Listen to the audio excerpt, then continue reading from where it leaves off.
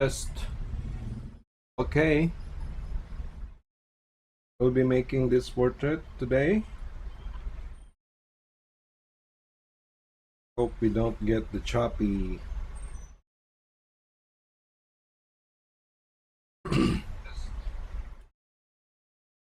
Last time when I watched the video again,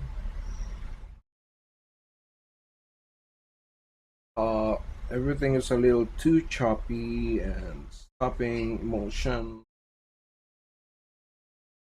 Whatever's going on there,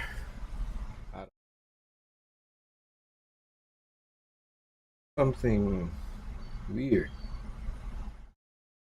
at this.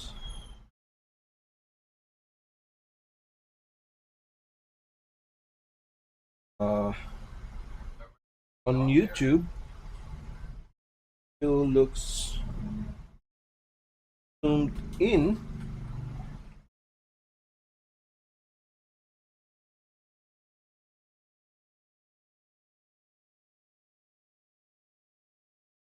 Lagging or something.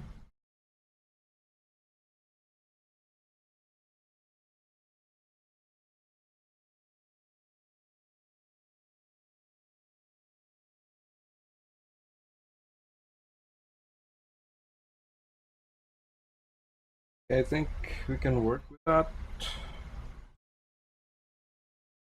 Leave the camera as is. So I was looking into John Singer Sargent, right? That guy was is a very popular artist today in foreigners because of his so-called painterly style. Like I was saying, uh, there was this YouTube channel in the past, like 2 years ago, and this guy was like uh, trying to figure out Sargent's technique, and I told him that it's all about watercolors, and it turns out I was right. Let me explain, okay? Uh, Sargent, before he was sent by his mom to school, to art school, was really talented when it comes to watercolor. He had this knack for using watercolor, something that he went back to, right? And he was done with portrait painting, went back to his roots in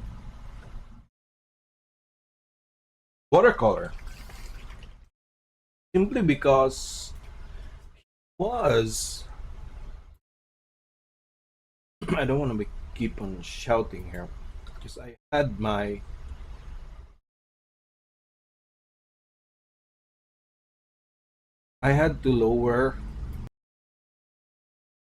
to lower the pickup.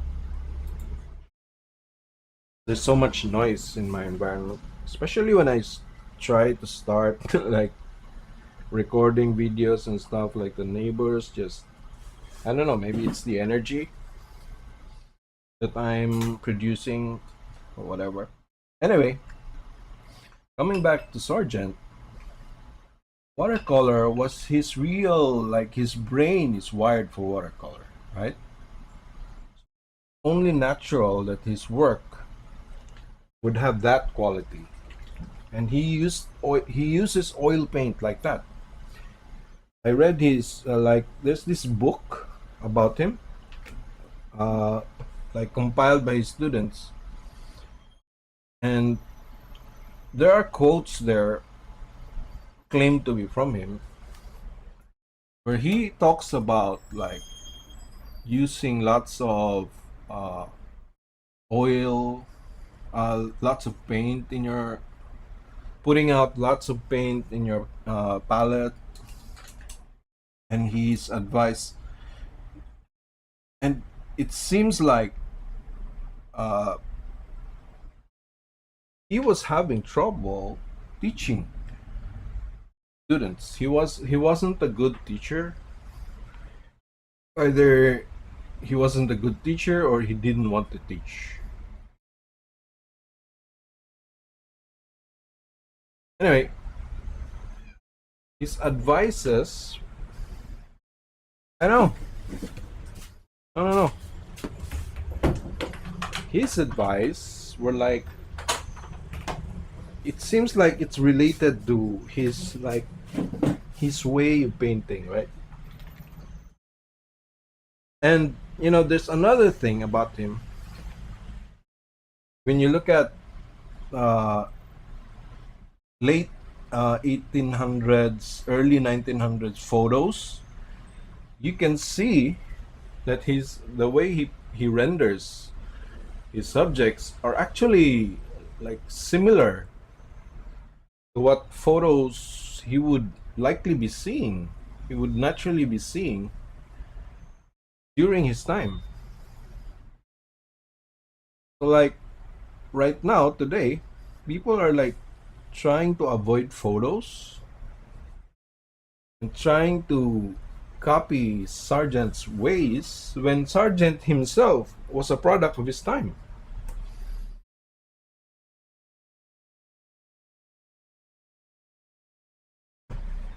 What he saw and what he produced was like part of the zeitgeist in terms of visuals in his time. It's kind of funny that people are like trying to avoid looking like a photograph when that's what their idol was doing. Subconsciously, maybe consciously, subconsciously. It's crazy. But it's there, and I guess my point is don't be afraid. Like if you're the way you render kind of has this, like for example mine has like a digital effect, like because my influence, the greatest bulk of my influence comes from digital art.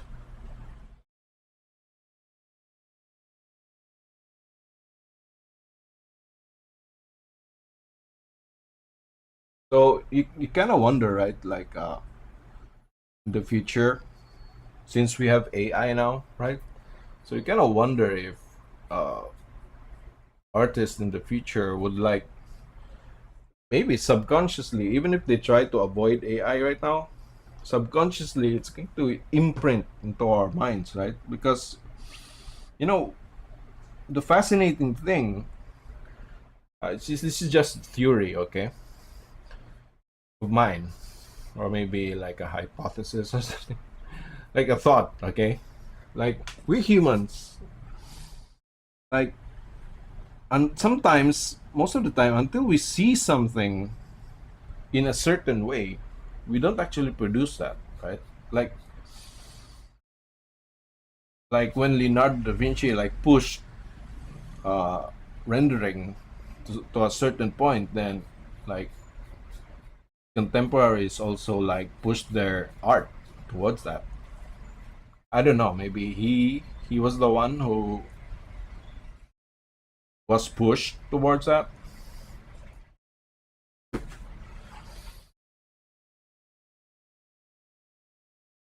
Regardless, it's the influence of our environment is largely unavoidable because that's how humans are.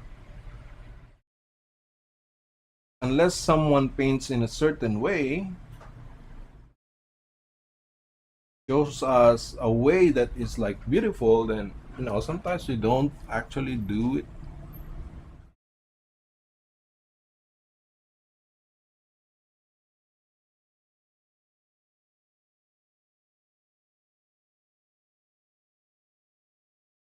Most of us are like comfortable painting the way we already know that works, right?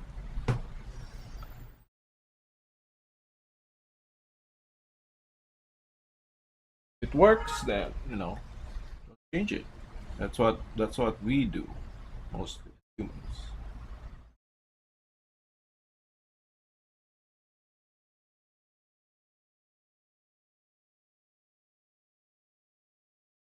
That's part of our nature, and it's good, right? It doesn't have to be bad.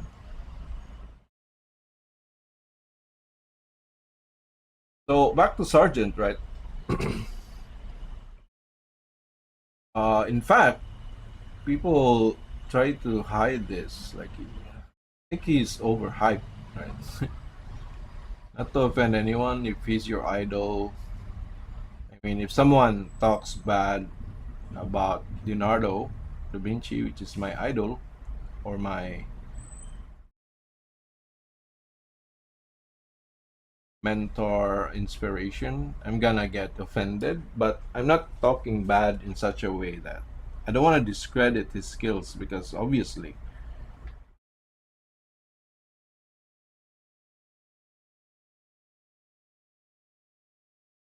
Sargent was good. That's undeniable fact, right?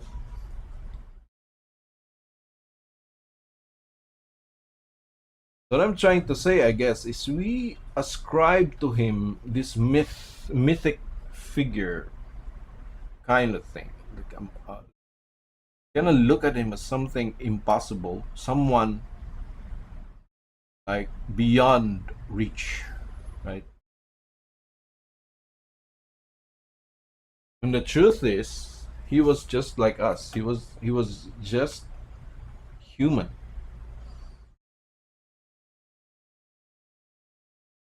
Maybe that's where he was struggling when he was trying to teach his students, because it's obvious that his students have like this godly view of him, and that's like that can stop, that can prevent us from discovering ourselves, like I said, or like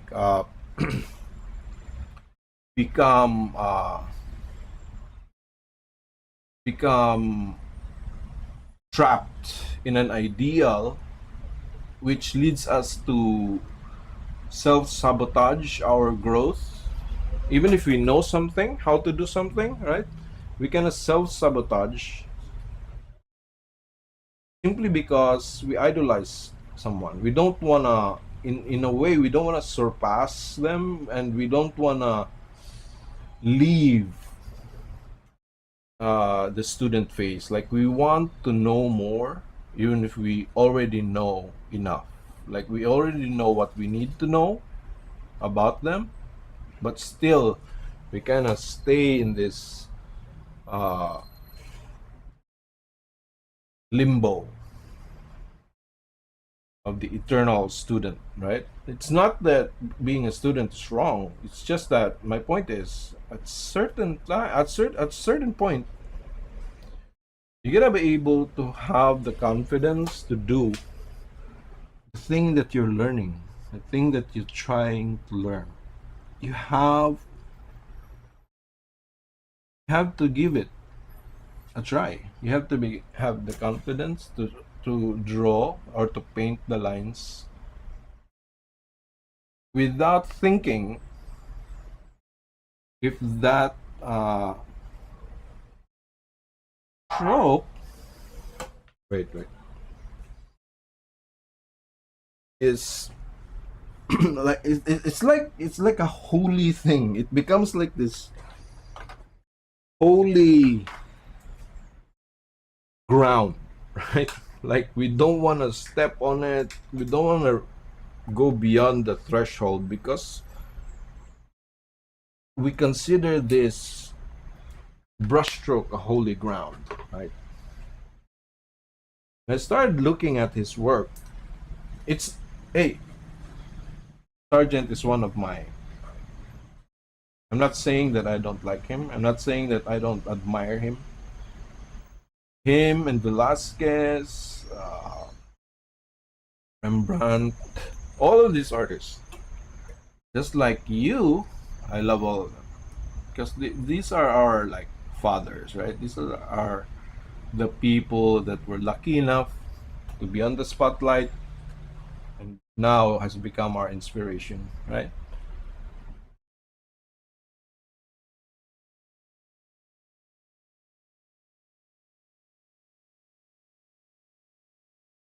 I'm not dissing them. I'm not like, don't mistake my words for being dismissive of them. I'm trying to explore them, right? And trying to break free from the myth, the hold that we created for ourselves. I think they themselves would not want us to be like this, to like look at them like there's some divine being that you, you can't reach. Because if as as someone who teaches, right, I love teaching, sharing my ideas and trying to encourage others to do, to like unleash themselves, right? It's frustrating when someone looks at you in a way that hinders hinders the process of them. It's like having a child, right? Your child not growing up because they admire you so much that they don't want to, like, they're dependent on you existing so much in their minds that they don't find themselves, right? They don't look for themselves, and in a way stifle themselves because of your like presence, right? Because of you, they're unable to grow themselves, right?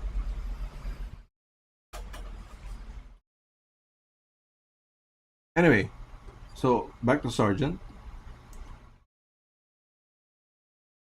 During his time, there were a lot of good painters that does the same thing that he does.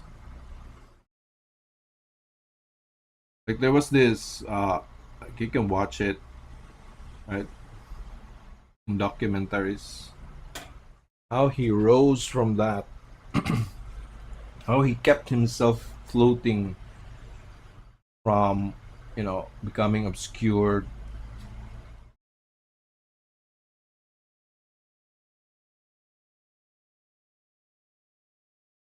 Really don't know where I'm going with this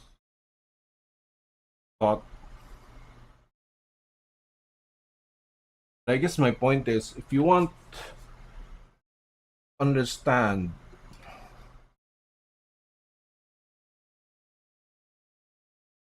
uh Sargent's techniques, the way he paints, the way he thinks, the way he sees the world and represents it, you gotta go to watercolors. Gotta go to the watercolor. No other way.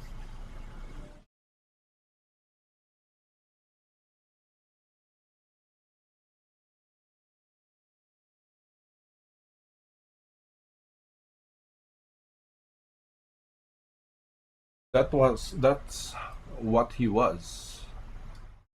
He was a watercolor artist who used oil paint in a way.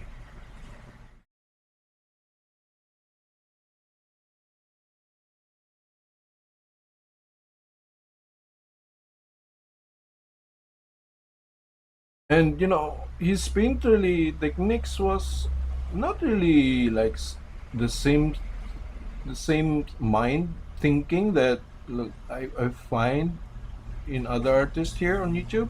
Like, who's this popular artist, like trashes on like realism and hyper realism.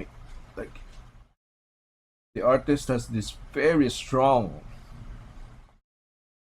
I can feel her strong like dislike over the style of realism, hyperrealism, which is, I think it's not right to do so, because the skill in that is really, just try it. to do it. The skill required and the patience required to do that is like inhuman.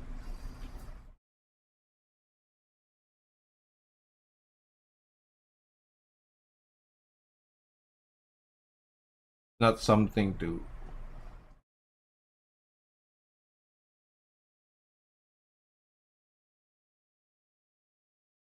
dismiss as something,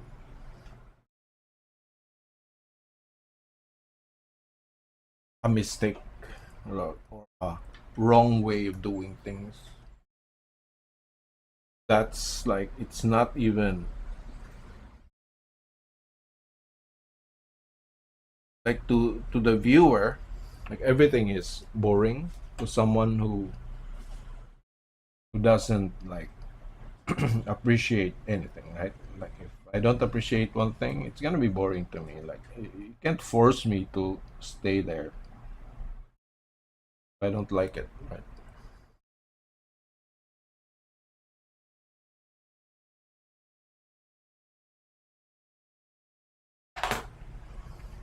Like for example, watching sports, basketball, any sport, MMA, whatever.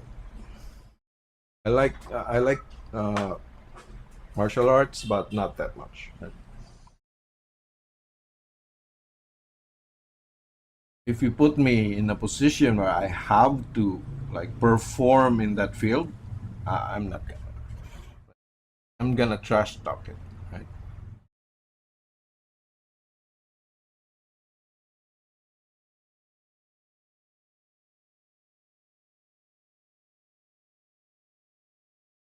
I'm gonna complain if I'm ever pushed.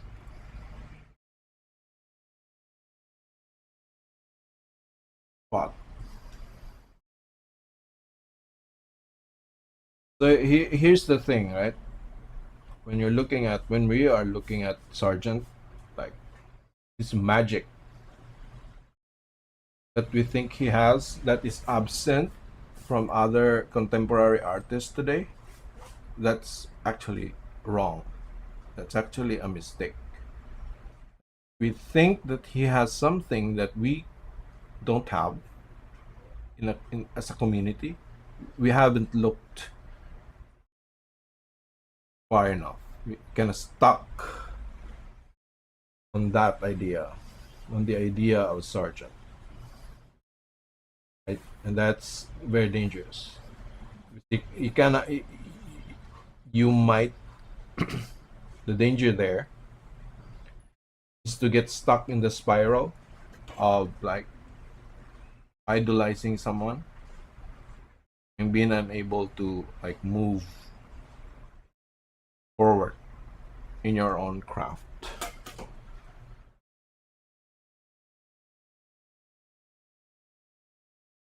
End up worshiping this person who doesn't want to be worshipped in the first place.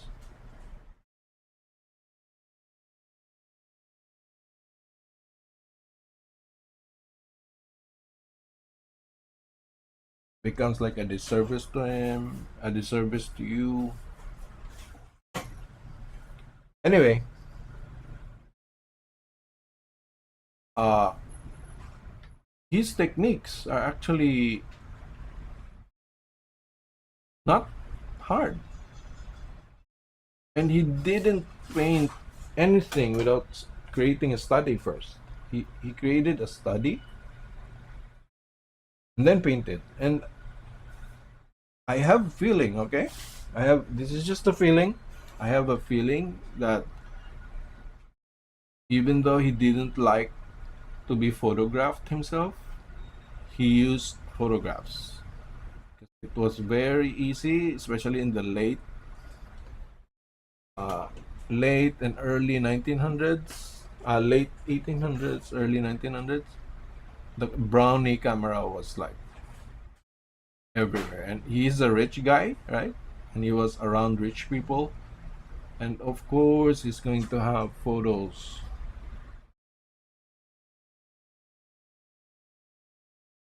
everything was a show. This is, I'm not sure, okay? This is just a theory based on like what I see in his work and how it kind of looks like photos.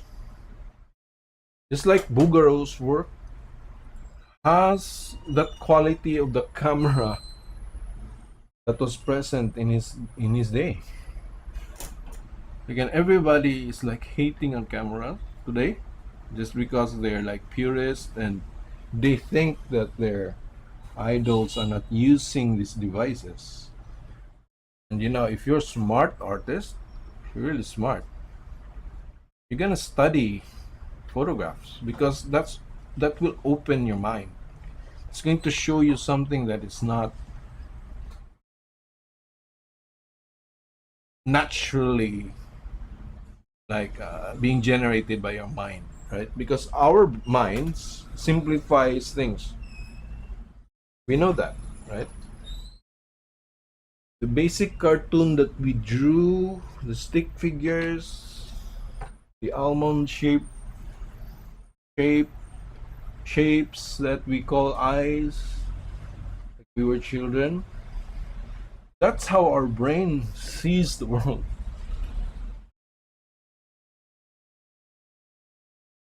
That's the natural way we see the world.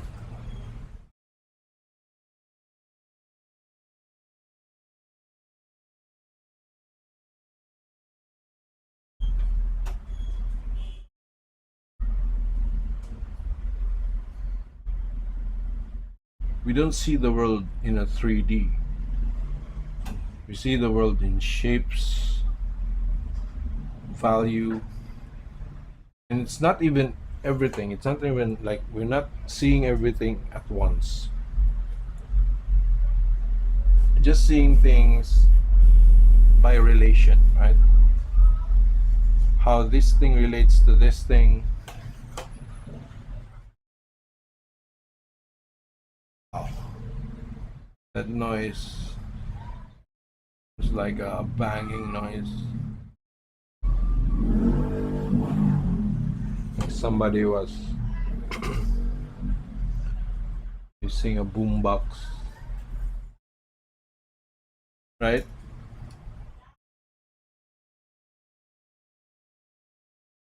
So my advice, like,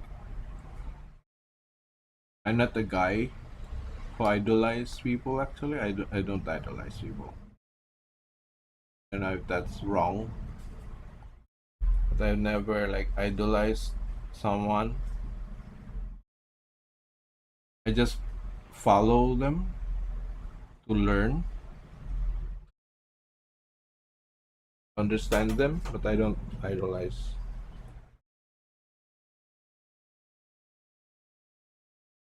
There's something valuable that they have.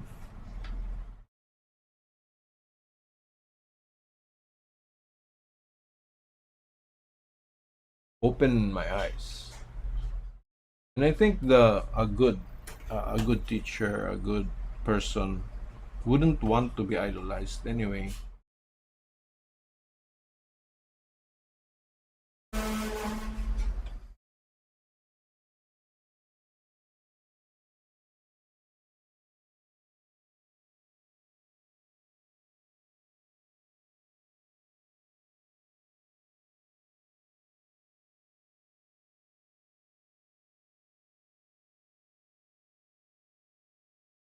You're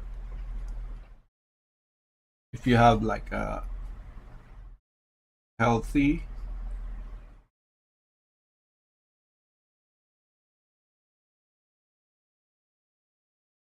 psychological and emotional state, I think looking for people to idolize you is kind of weird unless you're a narc, right? If you're a narc, then what you always want, like feed on people's admiration.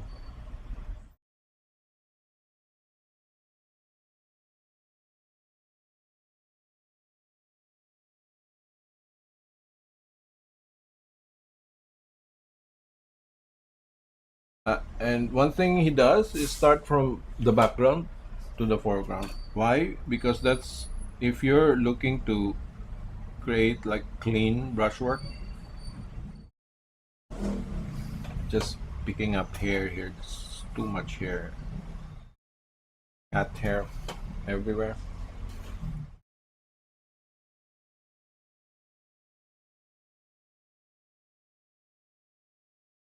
So if you want to paint with brush strokes visible, and you don't want to ruin like your,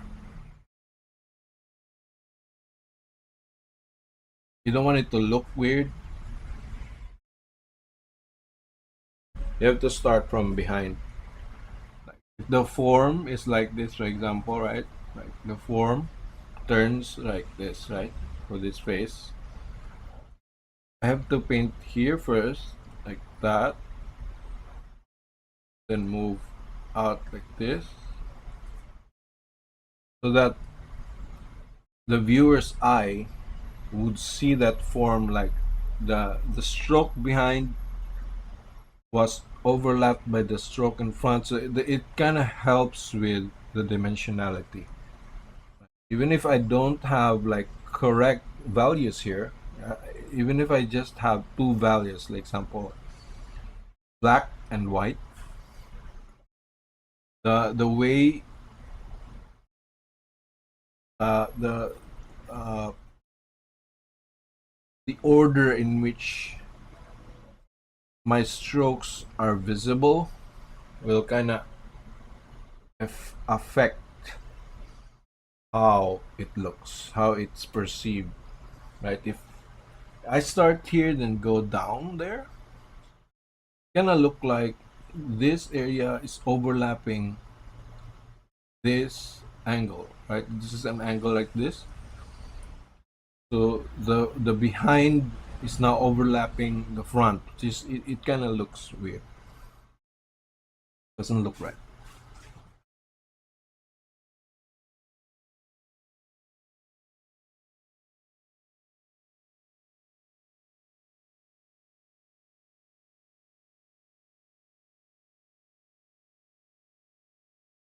Let's see if I add this there, right? It kind of becomes automatically in front of this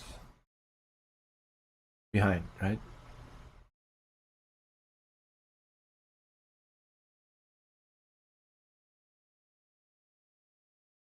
And people think that, like, I've seen artists today that may be arguably better than art than Sargent. They paint quicker. Because Sargent didn't, like, he wasn't happy with just, he was he knew that whatever he does would be scrutinized. So he had to, like, do things as if like critics are looking at him.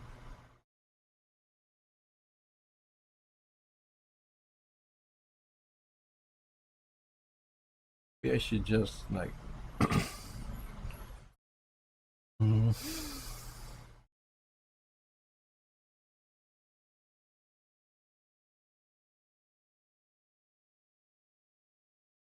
see it's become muddy now because I have been touching that area for a long time. You can see that if I wipe this area here, the stroke is on top of this here, right? What's the shadow below? And that immediately puts this stroke like in front. Now if I do this, overlapping this, that's gonna look weird, right? Gonna look like this one is dipping down into that. I don't want. So I'm gonna do this again, put that on top.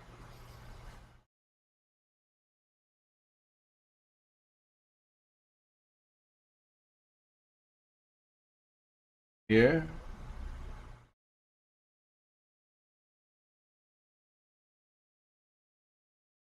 Now if I want to lighten this area here, I gotta start there. Do this here. This overlaps that, and then this. That overlaps that. Right? But if I want it to look clean, because it's that angle, so I'm just gonna do it like this.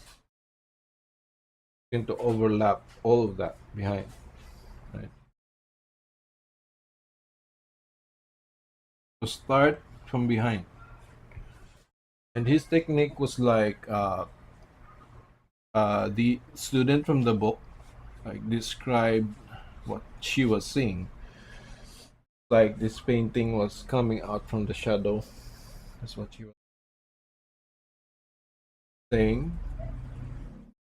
I'm just gonna remove all of this because it doesn't look right. It looks dull. It doesn't have enough vibrancy. So thing is kind of looking like dirty. Don't like it.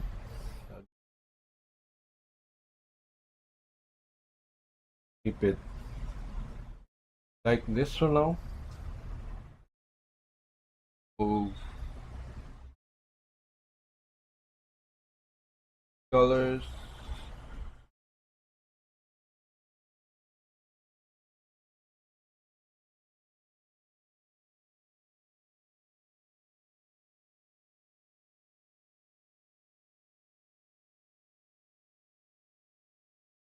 And you know,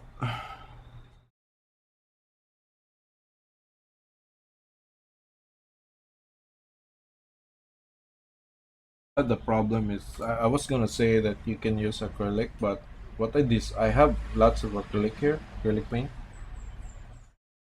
And what really is a bummer for me when it comes to acrylic is first it dries so fast on your palette. Now I can use like uh, the Mastersons or wet palette, make my own wet palette, but it kind of gets messy because you're gonna need like a brush washer here. Like water is going to be everywhere. And then number one is that it dries to a different value.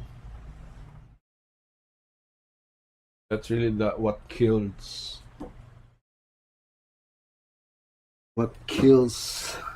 my desire using acrylic.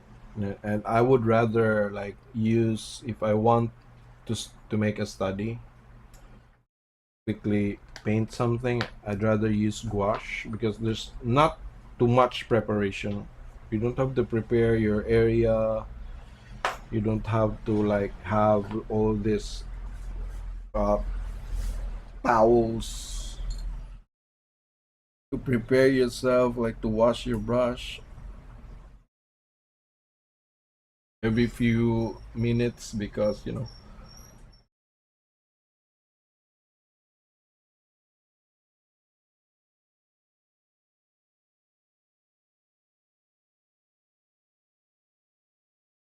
so when you want to paint like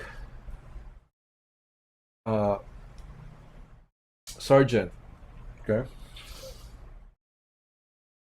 you have to establish the like a faint shadow of everything and realize that his light, the way his lights work, comes from that old camera thing that I was talking about.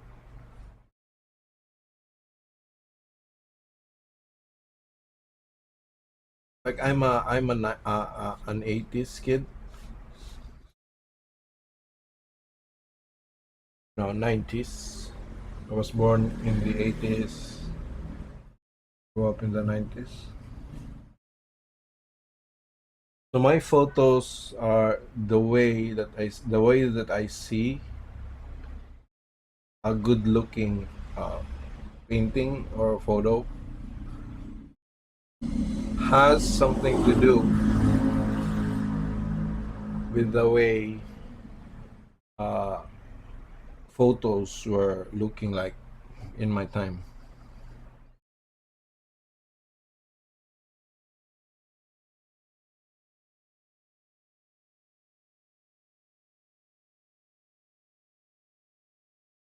So that's not something. That's what I'm saying is that's not a slight on Sargent. Like just know that that's his influence. That's what.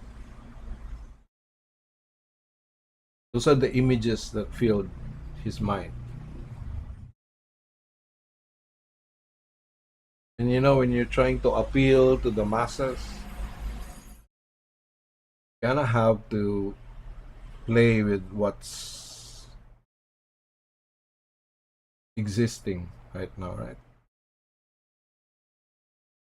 Like, like the TikTok artists and stuff for children, like they like anime stuff, so you have to paint like that. You want to appeal to them, then you gotta give them what they want to see.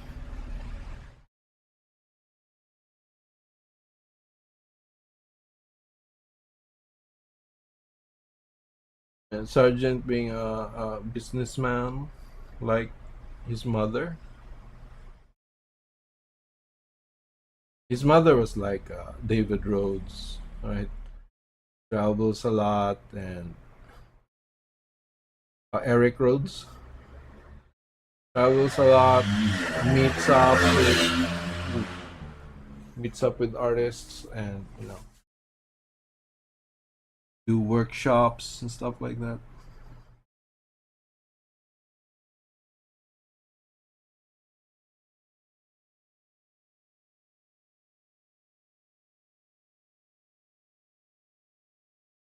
They have to realize that his colors, his shading,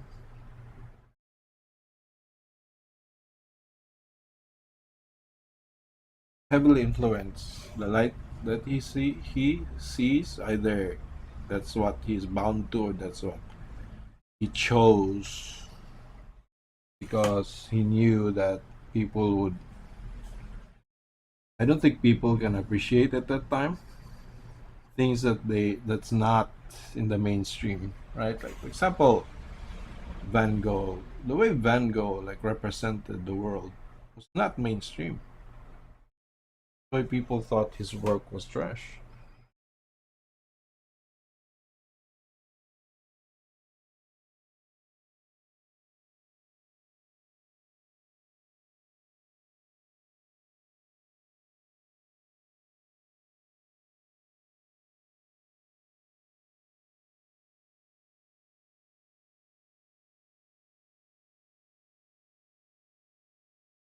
Oh, you have to keep wiping your brush when it comes to doing like this really style. And I know, really just like I said,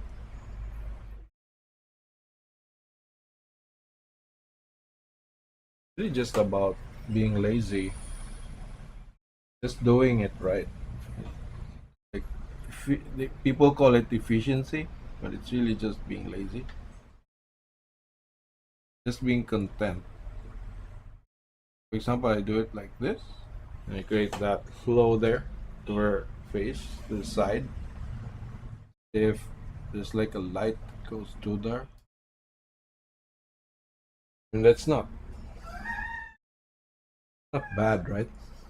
But I have to find like I have to look for when you're looking for a good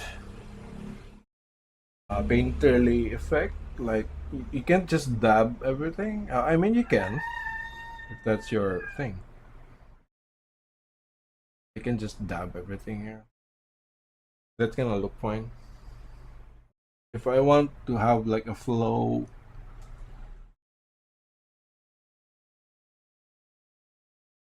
and I have to like think more deliberately to how I want my strokes to appear. Strokes are just strokes are just overlapping each other,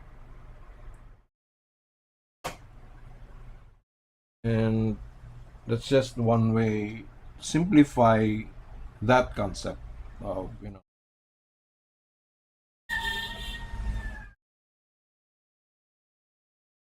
uh,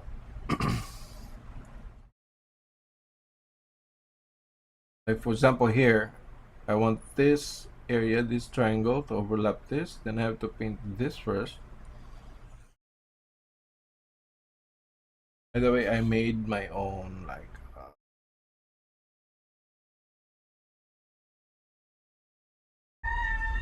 um, lead white alternative,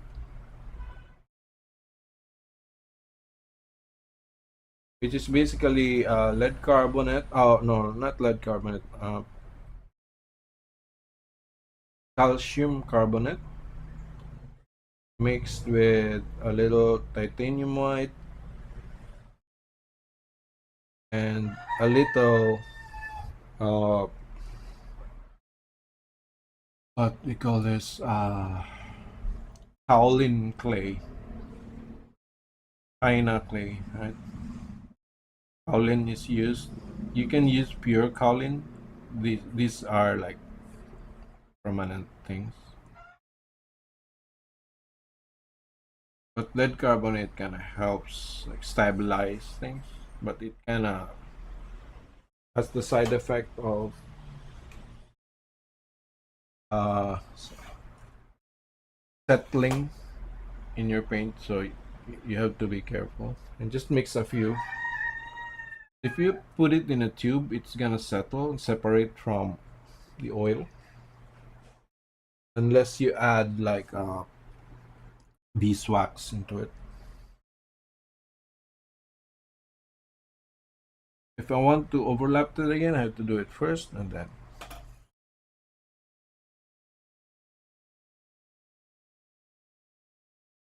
So again, this is where like kind of relates like to everything. Like for example, uh, who's that guy who paints? Uh,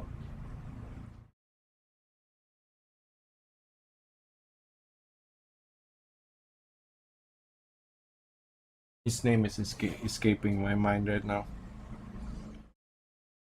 Very popular. One of my inspirations. I keep like waiting for his show to come up every Saturday. Oh, and by the way, like if you look at uh, Sargent's work, it's not. He doesn't use hard edges on the face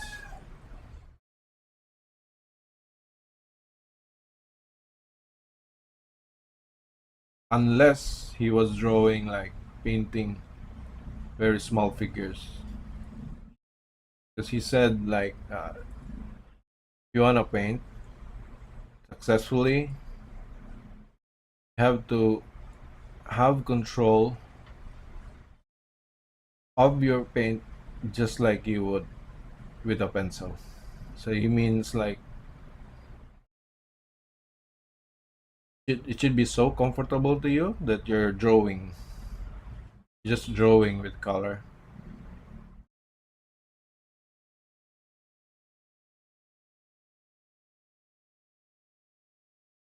But artist theories, the way we speak about certain things sometimes, we don't actually apply it to our own. There are like nuances, and that's why he gave the advice like if he can like go into go into school, that he said to his female like student, maybe because if kind of found it hard to teach her. He was just like telling her to go, like, go get, go find another teacher in his own way. Really funny when you look at, when you know, read his memoirs.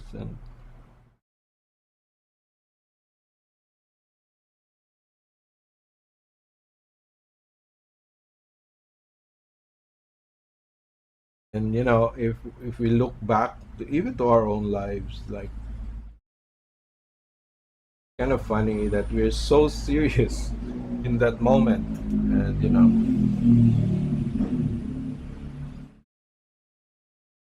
of course, I'm not talking about like things that are dangerous or cost you your life. Silly things that we do and be serious, so serious about.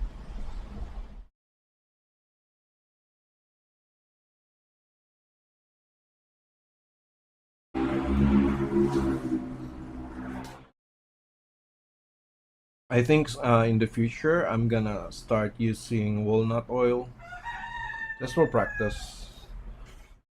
Because you know, I really want to. My thing, my problem, I think that I'm not satisfied with one style. Like I said, I'm a scanner by nature. Like I like to explore, learn.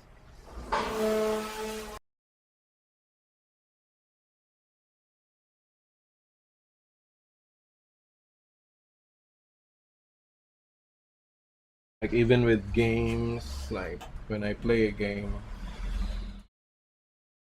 I like something that to invest my time. When I invest my time in something, I like to learn.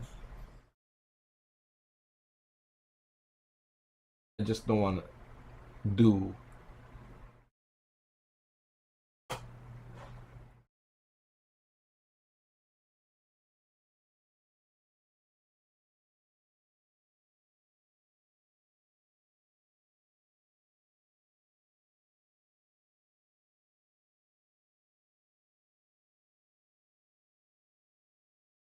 I may do like a sergeant study in the future. I'm really intrigued. I want to understand like what people are looking for.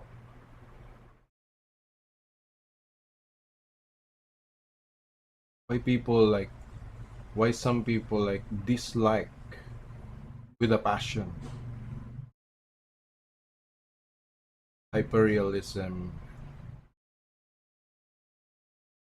For me, I was at some point, at one point in my life, it was a short time, like a few months.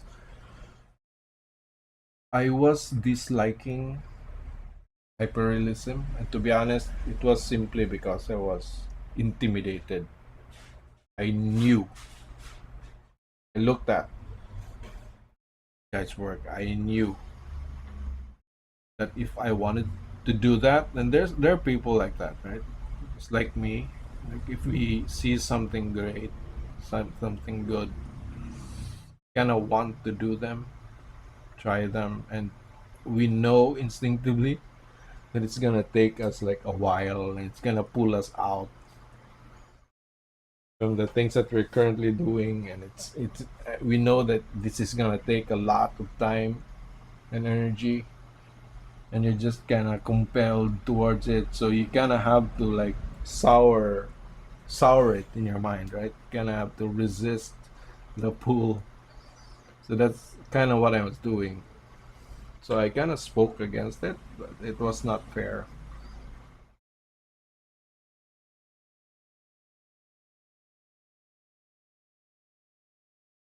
It wasn't rational thing to do. Kind of regret having to do that, but you know, sometimes you gotta do, kind of have to endure being like this maggot to learn your lesson. I did learn my lesson.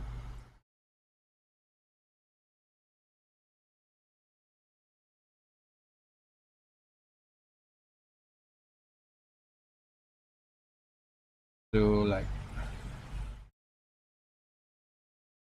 humble myself, like okay, something these guys can do has and they don't do it like in a day. You have to come back to it, modify it, look into your reference every day for a long time.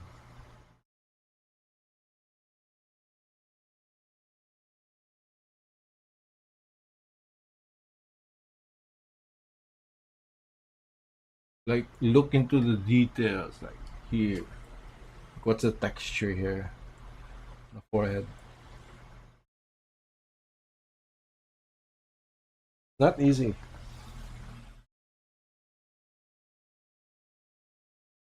Is it worthwhile? For me, it's not a waste of time for me. Is that a truth? Like, is that a general truth? Like, shouldn't do it because a waste of time to this stupid guy? No, because to you, it's not a waste of time.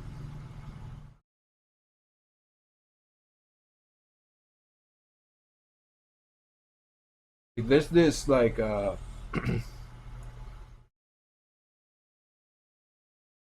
pencil artist on YouTube. I think it's a good-looking guy, and he draws like this huge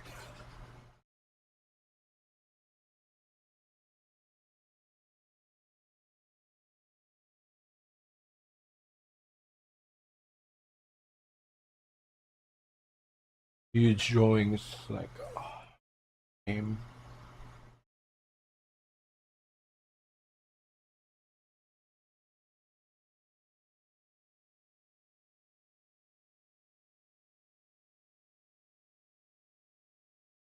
And he doesn't finish his work. He can't finish. You can't finish a good hyper realism in a day.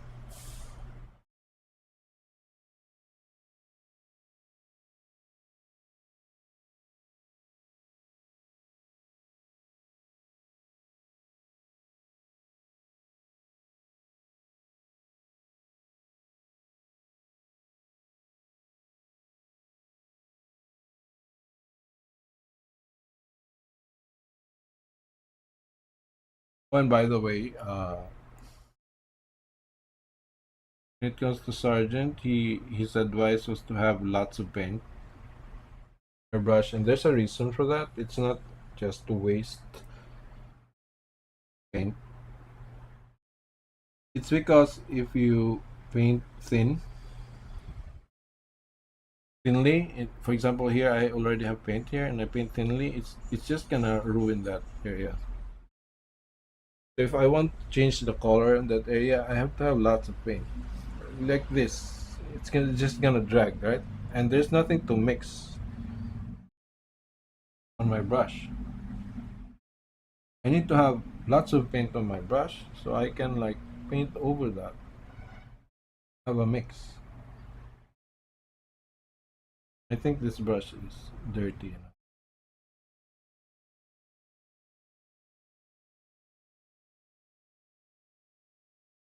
No, it looks dirty. That's gonna help us neutralize the area.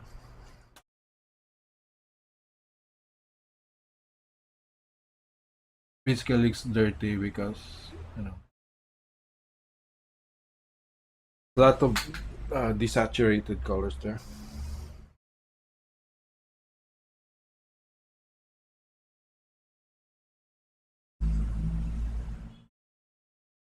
So you have to have like the right consistency. right amount of paint and the amount of how wet something is, your paint is. Because if it's too dry, you're still gonna drag the paint around. If it's too wet, it's gonna dilute everything below.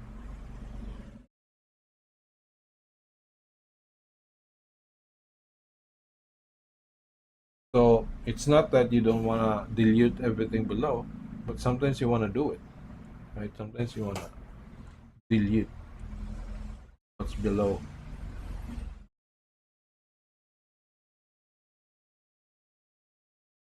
Right here, I added it first.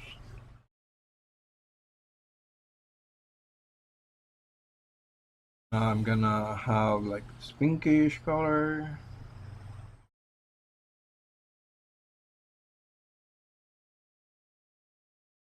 Paint it here first.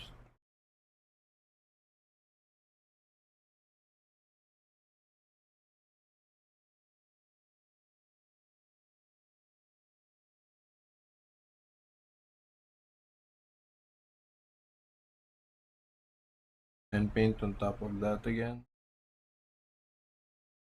Show you that why that matters.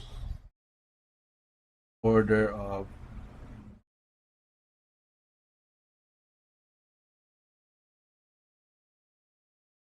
stroke matters.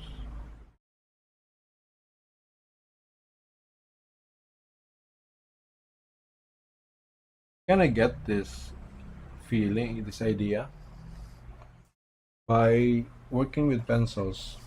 When you're like uh, drawing with pencils or charcoal, like in hatching, kind of figure out that you have to where you start hatching and what overlaps, which overlaps what matters. Why am I?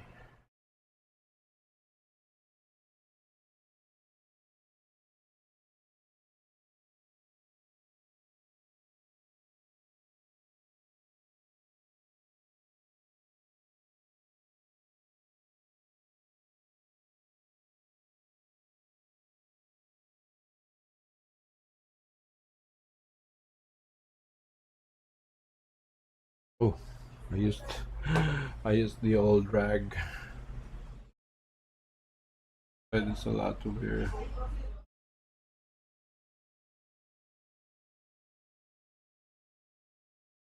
Plus, you gotta wipe things off. Don't be afraid to wipe things off. Better to clean it now when the paint is thin, so you can have like a thin layer below you can work with.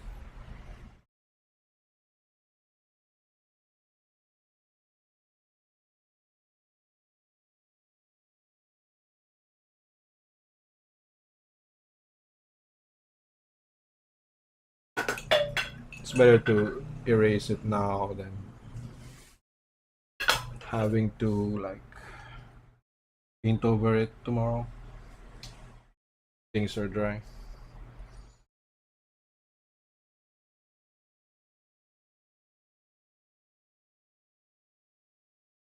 So yeah, having lots of paint on your brush. I'm not using lots of paint. Just I think Sergeant would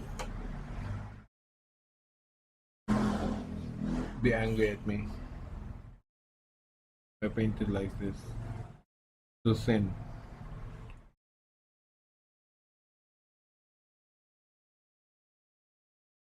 Just don't want to put out more paint because it's about to close.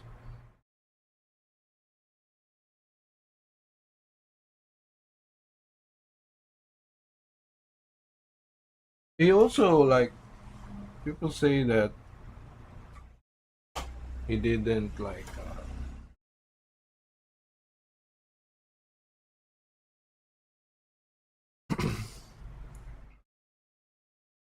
he didn't render his forms correctly, like he just made like flat hard lines. No,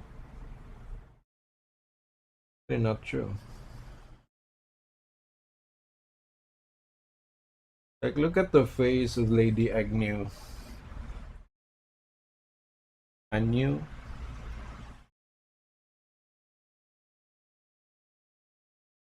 Her portrait is like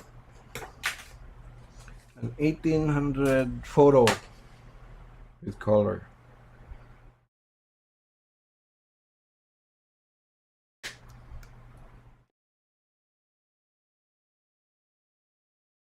Colored 1800 photo.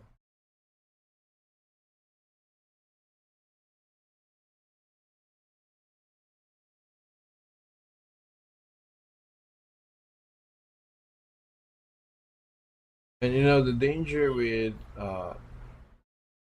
leaving brush strokes is it can make things look muddy. That's why you have to be like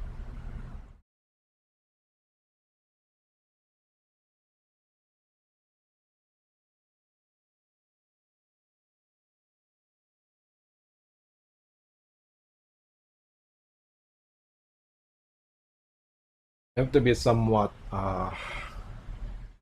be able to just lay down a brush stroke and just let it be.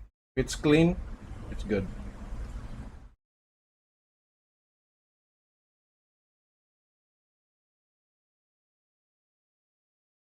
You rub it too much and your like brush is dirty. There's a lot of like it's all about manipulation of strokes, right? So in order to manipulate, you have to know the effects of a certain thing, right? For example, I want like a yellowish area here. I have to paint that down, let it settle a little bit, and then just paint the white over it so that like there's a stroke beneath that's a yellow that's coming like this, and then there's a white that's coming like this. Right? That's all there is to it. It's a design thing. It's not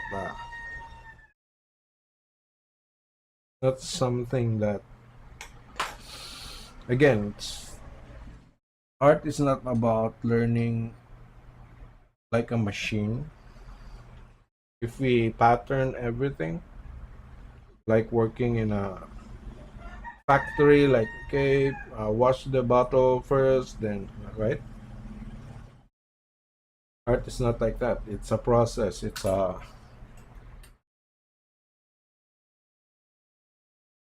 ongoing thing. It's creation, right? It's creating something. So don't be afraid, like to if you there's a lot of people that read on, I read on Facebook, and then they kind of feel frustrated because you can't just get their image to look right, and there's a lot of factors to that, right? Like your stroke order, uh, the amount of stroke that you apply, it kind of made things dirty, or the color relationships. Like for me, if I place like not a gray here, maybe I place a red background, this won't look too dirty, right? Oh, this is gonna look more dirty, like more dull, when it shouldn't, right? Because dirty is dull in the context of everything. So do not get overwhelmed with that. Don't get overwhelmed with that. Just know that that exists, and then if something is looks wrong in your painting, like okay, me, I'm looking at this right now, like this yellow area, right? It's a dark yellowish thing with like browns on it in it. If I separate all of these colors, I get like a burnt umber, a Van Dyke brown in there. I'd see like yellow ochre there a little bit, maybe some red ochres. So if I separate all of this in dots, that's what gonna looks like, right? And what's gonna make it dirty is because of this raw Van Dyke brown that's in there. Not the yellow, it's not the red. And this color here is being emphasized. The browns are being heightened because of these colors, because it kind of unifies them with this. There's not a good transition from here to here. So this one looks dull still when it should be like more uh, more cleaner, like not dull, more saturated, right? Or more pure in color, not saturated, because saturated is gonna look red, right? But I don't want to look at red. I don't want to make it look red. I want to make it look like a pale yellowish skin with a little bit of red too, right? I think you get a point. And you know, when problem solving, it the easiest way to do is to just keep painting, just keep working, and just enjoy the process. Like if you find the right color, don't worry about it. You will be able to find it again. Don't like take photos of it. So I used to do that, and later I figured out that that combination of color would not work actually in another context. Anyway, that's it for me for now.